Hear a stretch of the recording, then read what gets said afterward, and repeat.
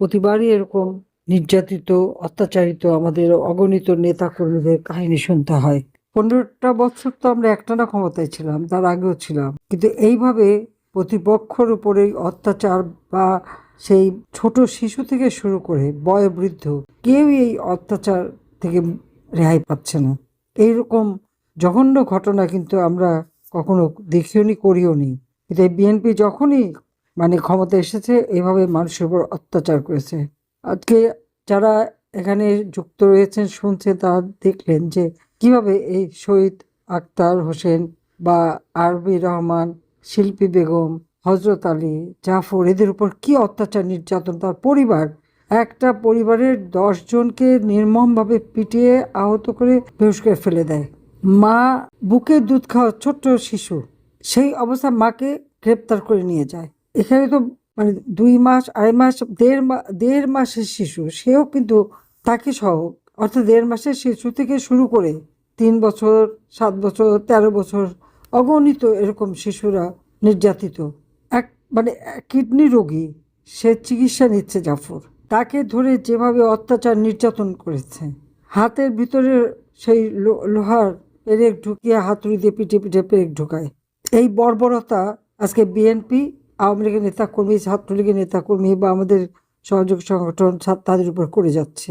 আমার এখানে একটা প্রশ্ন, এই ঘটনাগুলি যদি আওয়ামী লীগ আমলে ঘটতো, তাহলে আমাদের এই যে সেই তথাকথিত সুশীল সমাজ আর ওই পত্রপত্রিকার যারা নীতিবানের কথা লিখে বেড়াতো আমাদের সময়, তারা কি লিখতো?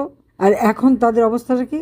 সব চুপ। তাদের কাছে আর কোনো কথাও নেই, আর কোনো প্রতিবাদও নেই, কোনো চিৎকার নেই, হইল নেই, কিচ্ছু নাই। 1.5 লক্ষের উপর আমাদের নেতা কর্মীদের গ্রেপ্তার করেছে কারাগারের ভিতরে বিনা কারণে কোনো মামলাও এখন শুরু করে নাই, কিন্তু তাদেরকে কিভাবে সেই সেলের মধ্যে ডান্ডা বেরি পড়ায়, সেলের মধ্যে রেখে দেয়। কি অপরাধটা করেছে তারা যে তাদের উপর ডান্ডা বেরি পড়াবে? ওরা কি ভাবেটা কি? এক মাঘে শীত যায় না। আর এত অত্যাচার নির্যাতন যখন করে, তখন এর ফলাফল ওদের ভোগ করতেই হবে। আজকে শত শত শিশু মারা গেল। আমি বাজেট দিয়ে এসেছি 2024-25 অর্থ বছরের 7,97,000 কোটি টাকার বাজেট। 41,000 কোটি টাকার উপরে তো ছিল শুধু স্বাস্থ্য খাতে এই টিকা দেওয়া, জনসংখ্যা নিয়ন্ত্রণ থেকে শুরু করে স্বাস্থ্যসেবা দেওয়ার জন্য। কোথায় গেছে টাকা? কেন টিকা কেনা হয়নি? আর সেই টিকা দেওয়া হলো না কেন? এটা সেই বাটপার খুনি ইউনূস এবং এই ডাকাত খুনি তারেক, দুজনকেই জবাবদিহি করতে হবে। আজকে এই যে শত শত শিশু যে মারা গেল, মায়ের কোল খালি হলো, এর জন্য দায়ী তো ওই ইউনূস, তার ওই উপদেষ্টা পরিষদ এবং তারেকও তো ক্ষমতা আসলো, আসার সাথে সাথে সে দেখবে না যে টিকা আছে কিনা? কই, আওয়ামী লীগের সময় তো এরকম হয়নি। আমি যখন ক্ষমতায় ছিলাম কোভিডের সময়, যেখানে একদিকে আমি বিনামূল্যে কোভিডের টিকা সবাইকে দিয়েছি, টেস্টিংটা পর্যন্ত, যেখানে একটা টেস্ট করাতে গেলে 20,000 টাকা লাগতো, আমি বিনা পয়সায় করে দিয়েছি। সেই সাথে প্রত্যেকটা শিশুকে টিকাদান কর্মসূচি আমি বন্ধ করি নাই। যত টাকা লাগে আমরা তাদের জন্য খরচা করছি, এদেশের মানুষের জন্য। এরা এখন টিকা কেনার টাকাটা পর্যন্ত চুরি করে খায়। আজকে কৃষকের সার নাই, ঘরে ঘরে বিদ্যুৎ দিয়েছি, কেন বিদ্যুৎ পাবে না মানুষ? কেন লোডশেডিং হবে? আমি তো সমস্ত যতগুলি বিদ্যুৎ কেন্দ্র তৈরি করে বিদ্যুৎ উৎপাদন বাড়িয়ে, বিদ্যুৎ এমনকি কোনো একটা মেশিন যদি নষ্ট হয় তো অন্য জায়গা থেকে যাতে বিদ্যুৎ পায় সেই ব্যবস্থা আমি তো করে দিয়েছিলাম। আমি যখন সরকার গঠন করি মাত্র 3,800 মেগাওয়াট ছিল বিদ্যুৎ, আমি 28,000 মেগাওয়াটের উপর বিদ্যুৎ উৎপাদন করেছি। আমাদের চাহিদা হতো 16 থেকে 17,000 মেগাওয়াট। অতিরিক্ত বিভিন্ন এক একটা বিদ্যুৎ কেন্দ্র মেনটেনেন্স করা বা কিছু হাতে রাখা, যে একটা যদি কোনো সময় নষ্ট হয় বা ট্রিপ করে তো আর একটা দিয়ে দিতে পারি। এইভাবে পরিকল্পিতভাবে আমি কাজ করেছি। কমিউনিটি ক্লিনিক করে দিয়েছি, তার মধ্যে এই যে টিকা থেকে শুরু করে মেয়েদের চিকিৎসা সেবা। আর সেখানে আমার নারীদের উপর অত্যাচার, একটা বাড়ির মধ্যে ঢুকে যে এরকম পুরো পরিবার শুধু পিটিয়ে রেখে আসলো, আর আগামীতে তাদের পরিবারের উপর যদি এমন হয় তো তারা কি করবে সেটা কি ভেবে দেখে? যারা এভাবে গায়ে হাত তুলে, কেউ কি বসে বসে শুধু মার খাবে? মার খাবে না। সেই জুলাই মাসে আন্দোলন শুরু হলো, 1 তারিখ থেকে আন্দোলন, যতক্ষণ পর্যন্ত ছাত্ররা কোনো ইটি না করছে তাদের তো কিছু বলা হয়নি। দেখা গেল 15 জুলাই থেকে সবার আগে ছাত্রলীগের সবুজ আলীকে মিরপুর রাস্তার উপরে তাকে পিটিয়ে মারলো। সে ঢাকা কলেজের ছাত্রলীগের সেক্রেটারি ছিল। এবং এইভাবে একে একে আমাদের ছাত্রলীগ, যুবলীগ, স্বেচ্ছাসেবক লীগ, এবং শুধু ঢাকা না, ঢাকার বাইরে গাজীপুর, সেই ঝিনাইদহ থেকে শুরু করে বিভিন্ন এলাকায় আমাদের নেতাকর্মীর উপরে নির্যাতন। কিন্তু কি দুর্ভাগ্য, কি খেলা বাংলাদেশে, এই যে এতজন মানুষ মারা গেল, কেউ আর শহীদ বলে হলো না, তাদের জন্য কোনো কান্না নেই। আবু সাইদকে কে মেরেছে? পুলিশের গুলিতে তো আবু সাইদ মারা যায়নি। তখন প্রচার করা হলো বুকে গুলি লেগে নাকি আবু সাইদ মারা গেছে। পোস্টমর্টমে বুকে কোনো গুলি নাই। তার বাবা সাক্ষী দিল যে মাথার পিছনে তার আঘাত। তাহলে আবু সাইদকে মেরেছিল কে? ওরা নিজেরা, তারেক জিয়া লন্ডন থেকে বলছে লাশ ফেলো, সরকার পড়ে যাবে, তারা সেটাই করেছে, লাশ ফেলেছে যাতে সরকার পড়ে যায় সেটাই। আর লাশ ফেলে তো আমি ক্ষমতা থাকতে চাই না, যাদের জন্য আমি দিন রাত অক্লান্ত পরিশ্রম করেছি, বাবা মা ভাই সব হারিয়েছি, নিজের ছোট ছোট বাচ্চা, তাদেরকে পর্যন্ত আমার বোনের কাছে দিয়ে আমি বাংলাদেশের জনগণের কাছে ছুটে এসেছি। সমগ্র বাংলাদেশ ঘুরেছি, সারা বাংলাদেশের মানুষের উন্নয়নের কাজ করেছি। যখনই ক্ষমতা এসেছি বাংলাদেশের প্রত্যেকটা ঘরে ঘরে আমরা যখন উন্নয়ন করছি, উন্নয়নের ফসল কি শুধু আওয়ামী লীগের নেতাকর্মীরা ভোগ করেছে? তা তো করে নাই, সমস্ত জনগণ করেছে। সেখানে কি বিএনপি ছিল না, বা জামাত ছিল না, বা এনসিপি তারা ছিল না? তারা তো এখনও তো করছে। তো এত গালি, মেট্রো রেল, টানেল, এক্সপ্রেসওয়ে, রাস্তাঘাট, পুল ব্রিজ, স্কুল কলেজ, সমস্ত মসজিদ মাদ্রাসা সবগুলি তো করে দিয়েছে। 560টা মসজিদ, প্রত্যেক অন্য ধর্মেরও যাদের যাদের ক্ষতি হয়েছে সবগুলো আমি তৈরি করে দিয়েছি। কওমি মাদ্রাসাগুলির উন্নতি করেছি, তাদের ডিগ্রিটা পর্যন্ত আমি অনুমোদন দিয়েছি, কারণ এত আমাদেরই ছেলে পেলে। হ্যাঁ, আমি জঙ্গি দমন করেছি, সন্ত্রাস দমন করেছি, চাঁদাবাজি মাস্তানি দমন করেছি, মানুষের জীবনে শান্তি নিরাপত্তা দিয়েছি, খাদ্য উৎপাদন বাড়িয়েছে, সকলের পেটে খাবারের ব্যবস্থা করেছি, পুষ্টির ব্যবস্থা করেছি, রোগী ওষুধের ব্যবস্থা করেছি। কমিউনিটি ক্লিনিকের মাধ্যমে 30 প্রকার ওষুধ বিনামূল্যে আমি দিতাম। যা করেছি মানুষের জন্য, আমরা তো কিছু করিনি। মিথ্যা অপবাদ ছড়াচ্ছে কি এত এত টাকা নাকি পাচার করেছি। পার্লামেন্টে দাঁড়িয়ে মিথ্যা কথা বলে দিও 234 বিলিয়ন পাচার করেছি। আমি 450 বিলিয়নের আমাদের জিডিপি, তাহলে 450 বিলিয়নের জিডিপি, এটা তো ওয়ার্ল্ড ব্যাংক, IMF বা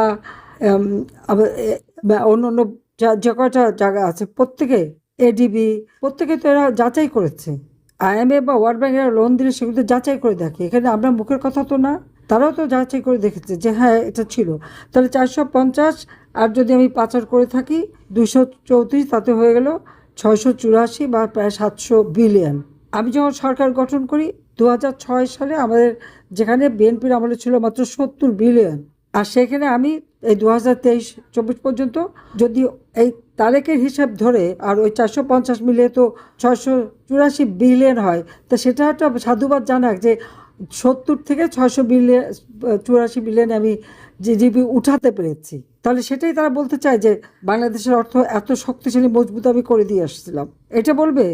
আর কোথায় টাকা পাচার করলাম বের করুক খুঁজে, বের করে না কেন? নিজের ভাগ্য করতে আসেনি, নিজেদের ছেলে মেয়েও না, তারা পড়াশোনা করছে, চাকরি করছে, সে স্টুডেন্ট লোন শোধ করছে, আবার চাকরি করেছে, আবার পড়াশোনা, এইভাবে তারা পড়াশোনা করে নিজের পায়ে দাঁড়িয়েছে। খালি বলছে তোমাদের ওই শিক্ষাটাই আর। হ্যাঁ, একটাই করেছিলাম, ওই শেষবেলা সবার জন্য 10 কাঠা করে জমি, সেটাও টাকা দিয়ে কিনেছি, বিনা পয়সা না। খালেদা জিয়া তো বিনা পয়সায় বাড়ি নিয়েছে, যে বাড়িতে এখন তারিক যে থাকে। কারণ আমাদের দেশের নিয়ম আছে, রাষ্ট্রপতির পরিবার তাদেরকে সুযোগ সুবিধা অনেক কিছু দেয়, আমরা তো তা নেইনি। আমরা তো দেশের রাষ্ট্রের ক্ষেত্রে কি নিয়েছি? অথচ আইন ছিল আমাদের পরিবারের সকল সদস্যের জন্য সব ব্যবস্থা করার। এমনকি আমি প্রধানমন্ত্রী হয়েছি, আমি তো কখনো নিজে কি আছে তা তো দেখিনি। প্রত্যেকটা ভূমিহীন গৃহহীন মানুষকে ঘর করে দিয়ে তাদের জীবনযাত্রা উন্নতি করে দিয়েছি। আর বাকি সামান্য 20,000 মতো ছিল তৈরি হচ্ছিল, সেটাও আমি যদি ক্ষমতায় থাকতে পারতাম করে ফেলতে পারতাম। তো এইভাবে মানুষের সেবা করে এসেছি। তো অপরাধটা কী করলাম? আওয়ামী লীগ অপরাধ কী করলো?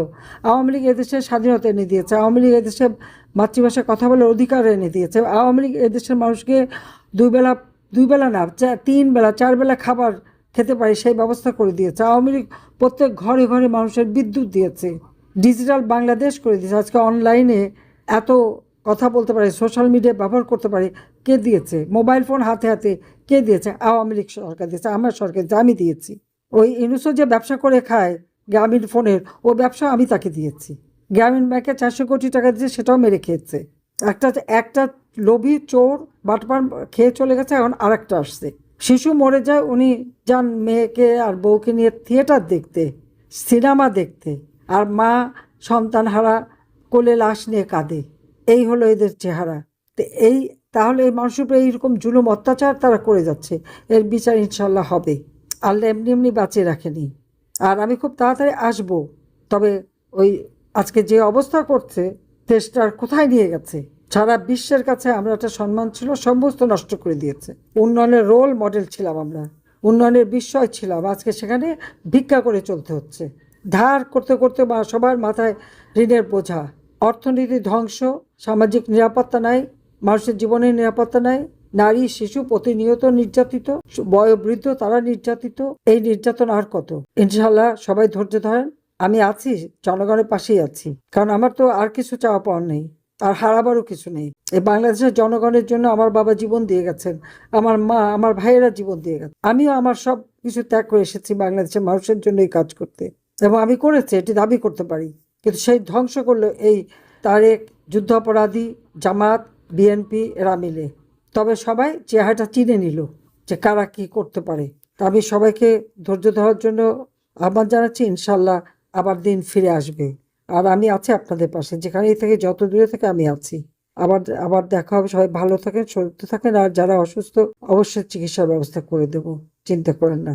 জয় বাংলা, জয় বঙ্গবন্ধু, বাংলাদেশ চিরজীবী হোক। খোদা হাফেজ। তো আজকে এই পর্যন্তই, কিন্তু প্রশ্নগুলো এখানেই শেষ নয়। এই দেশ, এই রাজনীতি, এটা আমাদের সবার। আপনি, আমি, আমরা সবাই মিলে গড়ে তুলব সচেতনতার একটা মঞ্চ। আপনার ভাবনা, আপনার চিন্তা এবং আপনার মতামত আমাদের দরকার। তাই কমেন্টে লিখে জানান এই মুহূর্তে আপনি কি ভাবছেন এবং আপনি কোন দিকে তাকাচ্ছেন।